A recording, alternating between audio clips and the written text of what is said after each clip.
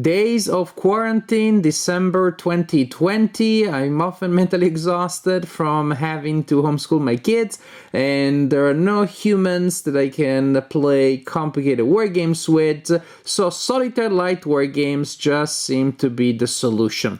Follow Berlin is precisely one such light solitaire war game that I researched and I picked up. I ordered precisely because it seemed to have these specifications, and I think maybe in the next weeks you can expect more light solitaire war games on my channel. Follow Berlin, solitaire day of the last days of the Reich. You are going to take control of the Russians. The game system controls the Germans, and you're trying to get to the Reichstag. Pretty much to end the game, you need to conquer the Reichstag. There are also a couple of other things you need to do. Clear strong points, try to preserve your units, and so on and so forth.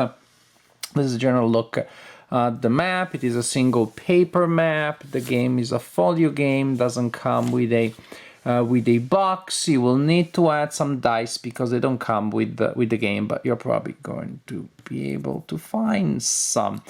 So you have a paper map, deck of small cards, and then counters on the thin side, but and very Spartan, so to speak, clean, but also Spartan in their design, but perfectly viable. Now, so here we have the map of Berlin. Also, I actually, something I wanted to point out, this is the professional, the deluxe version of a game that I read online, was originally published almost 20 years ago by Gary Graber. And so here we have the cleaner, more colorful, nicer looking edition. But I haven't played the early edition, so I will not compare. So in this game, you're gonna have German units that are shuffled. They have a combat value printed on them. They may have a veteran specification here with the V. And you shuffle them and you place them face down around town. Some locations will also get strong point markers. And so, setup is not particularly laborious, but it's only you, so you have no one to really share the joy and pain of doing that. It's important that there are different game functions based on the kind of dot that you have. Some dots also have a blue square. Those are particularly valuable points because you're trying to take control of those. Otherwise, you'll suffer a penalty at the end of the game. Yellow dots are entry points for your units. And so you just have to, something that I'm not particularly fond of, pretty much you need to make sure that those points are visible. So sometimes you can't just drop the counters right where you would like them to be, right in the middle of the space, because then otherwise they cover possibly important information. The Russian units also, again, very simple. There are only two types. The ones with the number, and that's it, such as this one, with a combat value and an elite specification. So, during the game, you're going to come from this area, you're going to fight your way. Again, imagine every dot, every location on the map having German units, face on German units, and some of them also strong points.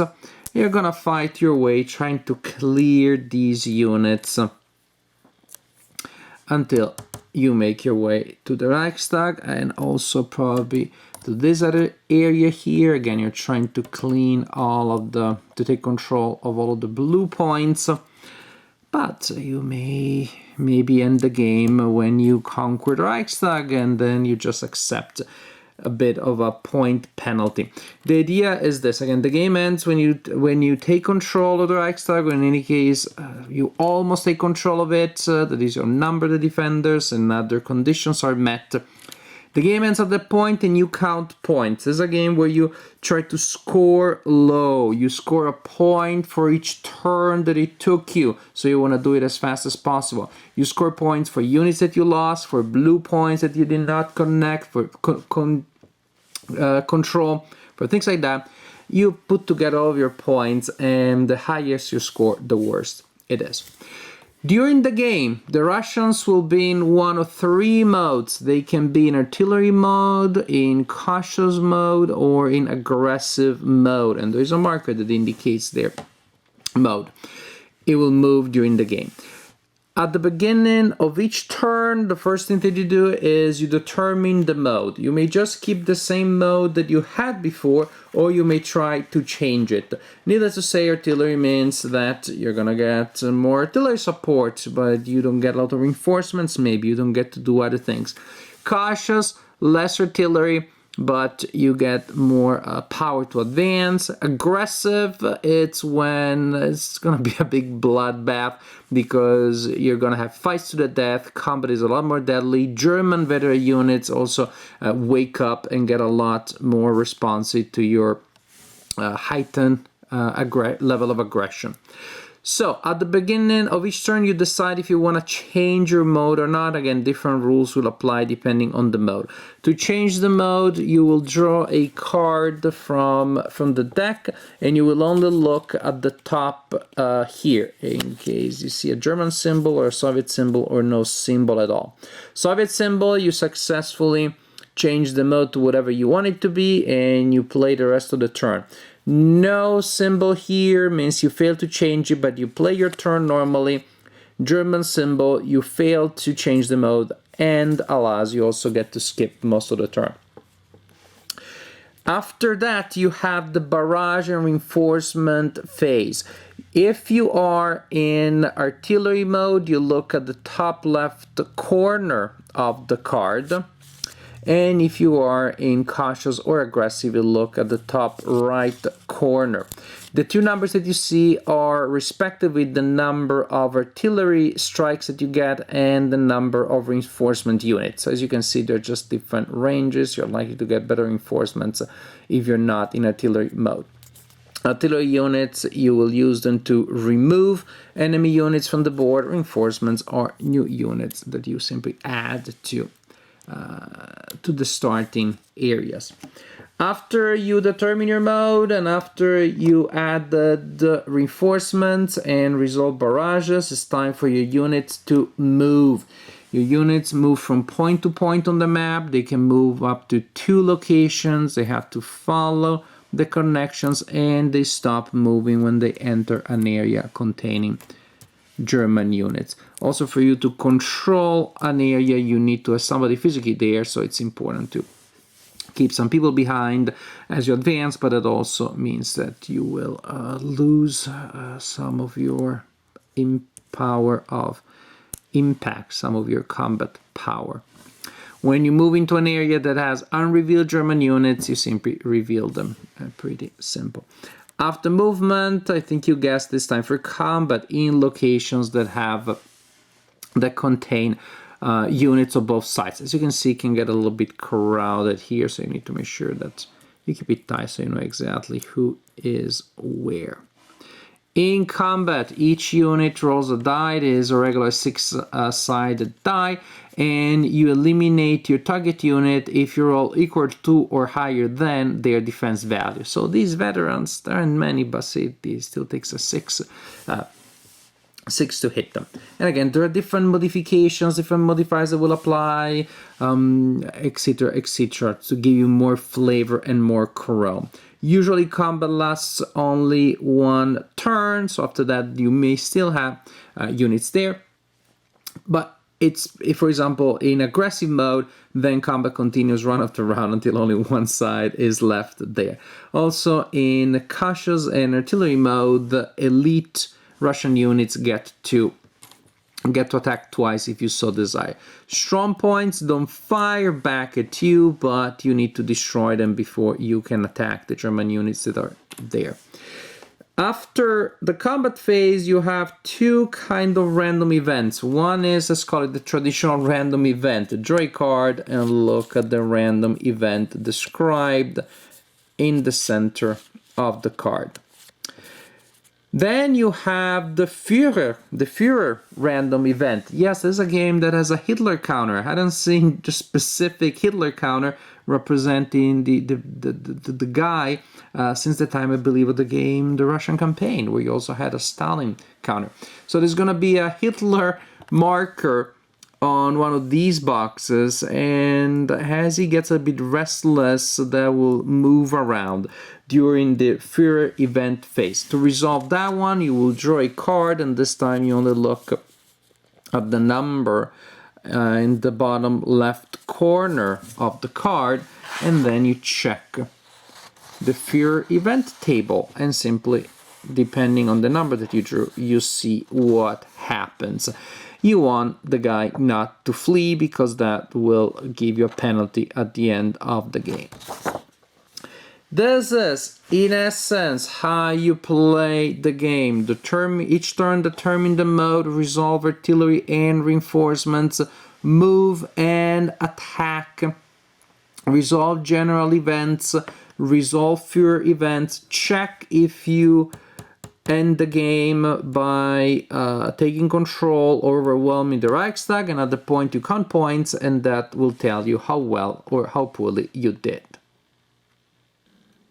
Follow Berlin is quite enjoyable, and after reading the rulebook, I wasn't sure that it would be. I was afraid the game was going to be a little bit underwhelming, with enemies that just sit there and just keep piling up, and you have the advantage, and you're going to slam them right and left. I thought that the game was going to be just feel a little cold and boring. That is not the case, because yes, you're gonna win the battle, but you may still lose the game, because you have a limited amount of time to do it, you have limited resources to do it. Almost everything that you do seems to create a situation in which you're gonna bleed some of those points, you're gonna collect some of those annoying points. So I want to push very hard, but I'm gonna lose my units, and that's negative points. Okay, I'm not gonna push very hard. It's going to take me 3 extra turns. That's 3 points. Those are negative points. So actually, I really like how the game was able to create an interesting sense of momentum, an interesting sense of urgency by tweaking the victory conditions so that you're going to win the battle, but it's not that easy to do well. And then once you have a score and you win, you can try to beat that score. So there are interesting elements there. Again, the game, looking at it with static enemies and you just keep pushing, may look bland, but it doesn't feel that way, because there are just so many things that can happen. I like that the engine, the core engine, is so simple, it's so linear.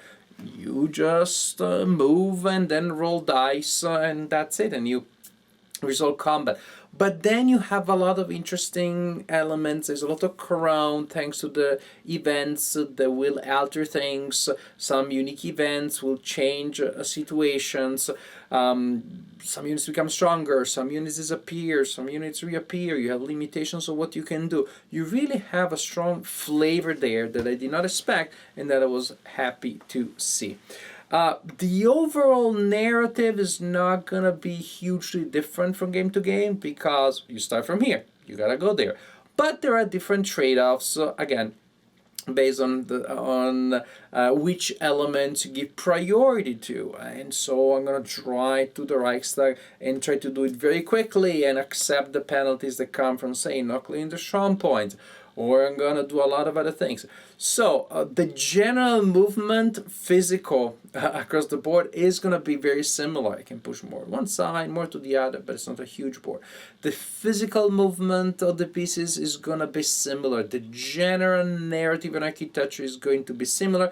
They're going to be interesting variations from game to game based on which objectives you give priority to. But again, it's not huge. I'm trying to say that it has a good, probably not excellent, not superb replay value. But in general, for a game that you can learn quite quickly, you can play when no one is around, definitely is an entry-level war game. If you never played a war game, this is a game that you could definitely choose to start your path on this strange, mysterious, and exciting side of gaming.